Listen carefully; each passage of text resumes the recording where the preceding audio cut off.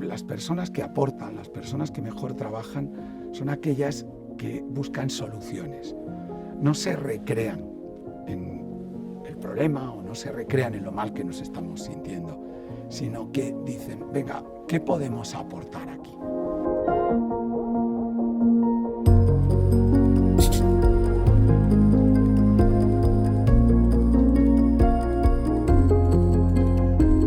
Seguramente os han preguntado muchas veces por qué sois voluntarios, qué es lo que os motiva a ello. Y la respuesta a que sí, a que es difícil, a que no es tan sencillo decir por qué tomé la iniciativa y por qué me mantengo. O sea, por qué sigo siendo voluntario y por qué empecé a serlo, que muchas veces es a lo mejor hasta una respuesta diferente. Es así, los seres humanos tenemos un crisol de motores vitales muy, muy diverso. Lo que realmente hace que alguien tenga impulso a los demás puede parecernos extraño, puede parecernos completamente ajeno. Hay personas que hacen las cosas por algo y tú los miras y dices, bueno, yo a mí eso no me motivaría. Pero a lo mejor estoy haciendo exactamente lo mismo que estás haciendo tú por otros motivos. Eso es, al final, cómo funciona la motivación humana. El resto, lo que no es lo nuestro, nos resulta ajeno. Y eso es quizás una de las cosas que probablemente estéis aprendiendo como voluntarios, como voluntarias de CaixaBank, que tener al lado personas que tienen motores vitales diferentes es una forma de abrirte a la diferencia humana. Os voy a contar una historia que demuestra esto de que las motivaciones son diversas y todas sirven si el fin es bueno. La historia transcurre en los años 80, en plena Guerra Fría. En ese momento, el coronel Stanislav Petrov es el jefe de seguridad que se encarga de la respuesta en caso de un ataque estadounidense a la Unión Soviética.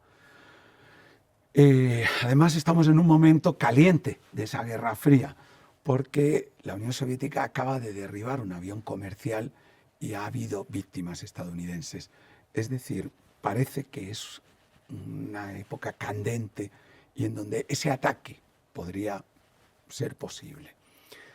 En los radares, los ayudantes de Petrov ven que da la impresión de que 5 misiles balísticos estadounidenses se acercan a la Unión Soviética. Es un momento tremendo, fijaros, un momento de tensión. Si Petrov activa la respuesta soviética sería el principio de la Tercera Guerra Mundial.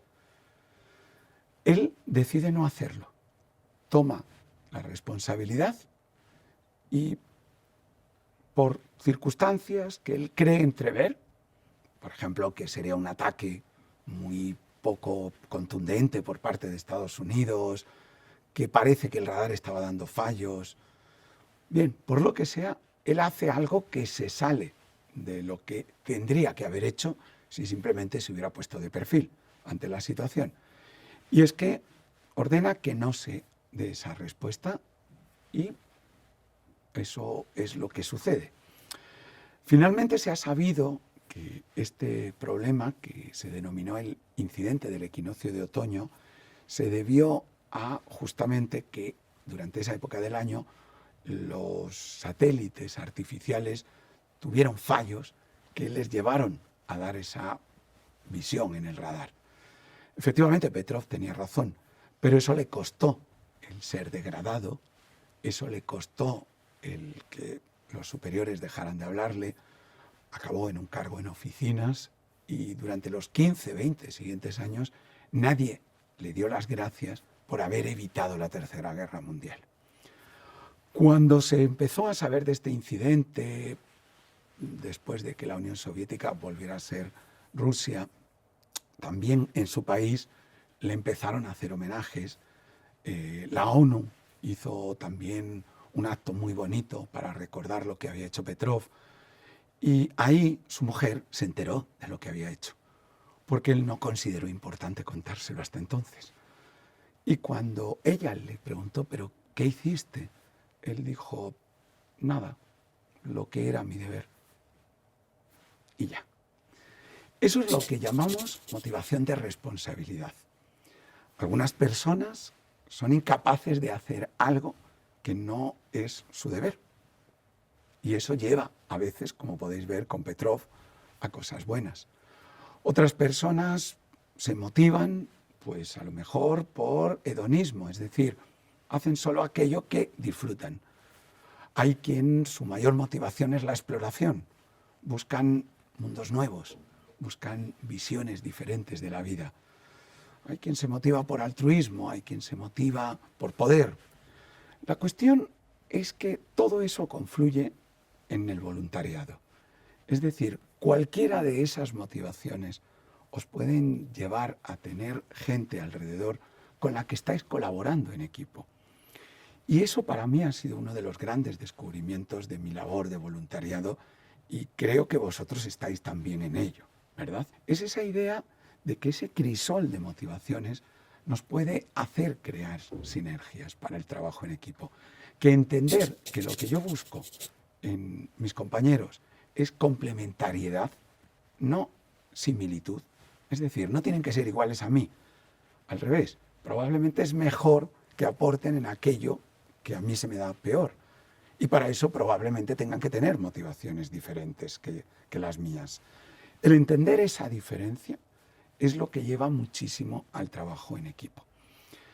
Y ese trabajo en equipo que yo creo que estáis fortaleciendo desde ya, porque las situaciones de tensión que se viven como voluntarios, las situaciones de necesidad de ayuda ya por parte del otro, de que aquí lo importante es echar una mano lo antes posible, yo creo que ponen en juego esas habilidades que vosotros estáis aprendiendo además para vuestra vida diaria y laboral. ¿En qué consisten esas habilidades de trabajo en equipo? Pues, no sé, os voy a citar algunas de las cosas que yo he ido viendo en las personas que mejor funcionan en ese sentido. La primera es ser capaces de entender el nosotros. Las personas que mejor trabajan en grupo, que más aceptan el compañerismo, son aquellas que hablan desde el nosotros cuando están trabajando, que no hablan desde el yo. Por ejemplo, no es lo mismo afrontar una crítica para un grupo cuando yo digo, oye, creo que podríamos intentar responder mejor a este tipo de situaciones, que si yo digo, oye, tú siempre estás muy lento cuando hacemos estas cosas. Fijaros cómo el nosotros cambia todo, pero al final es que eso es una percepción del mundo. En una cultura como la nuestra, individualista, nos cuesta trabajar en equipo porque nos cuesta ir a nosotros. Y eso es una de las cosas que estáis poniendo en juego, seguramente como voluntarios. O sea, os estáis dando cuenta de que o entráis dentro del grupo o si no las cosas no funcionan. Otra característica que para mí es importante en el trabajo en equipo es ver los conflictos hacia adelante, nunca hacia atrás. Los grupos no funcionan bien cuando nos estamos echando la culpa continuamente de lo que han hecho otras personas, cuando estamos buscando el histórico, cuando estamos tratando de ver por qué hemos llegado hasta aquí, quién fue el primero que inició lo que sea. Fijaros que, si lo pensáis, la resolución de conflictos en equipos siempre funciona hacia adelante, nunca hacia atrás. Los seres humanos es muy difícil que nos pongamos de acuerdo en quién tuvo la culpa de esto que está ocurriendo dentro, por ejemplo, de un equipo. Sin embargo, somos bastante buenos llegando a una posible negociación sobre cómo podemos hacerlo a partir de ahora. No es lo mismo tratar de ver por qué yo estoy continuamente haciendo cajas, que es algo que no me gusta, y por qué me toca siempre a mí. No, pero esto lo inició fulanito, ¿por qué tal? No, y cuando tú, es que tú te escaqueaste, porque... Sin embargo, es fácil decir, venga, a partir de la semana que viene lo hacemos un día cada uno. Eso es resolver los conflictos hacia adelante. Y esto yo lo he vivido continuamente en el voluntariado. ¿Por qué? Porque ese sufrimiento del otro nos lleva a esa necesidad de dar respuesta ya. Y eso hace que no seamos tan proclives al histórico, ¿no? A esto empezó porque, sino, venga, vale, pero ¿qué hacemos ahora? Y eso enlaza además con, para mí, la mayor característica del trabajo en equipo, que es el que las personas que aportan, las personas que mejor trabajan, son aquellas que buscan soluciones. No se recrean en el problema o no se recrean en lo mal que nos estamos sintiendo, sino que dicen, venga, ¿qué podemos aportar aquí? Esa necesidad de aprender a trabajar en equipo aportando, yo creo que sería al final la gran labor del voluntariado en este sentido. Las situaciones duras que están viviendo las personas a las que ayudamos nos llaman muchísimo a decir, tengo que salirme de mí mismo, tengo que ser capaz de ser parte del mundo, porque es la única forma de echar una mano.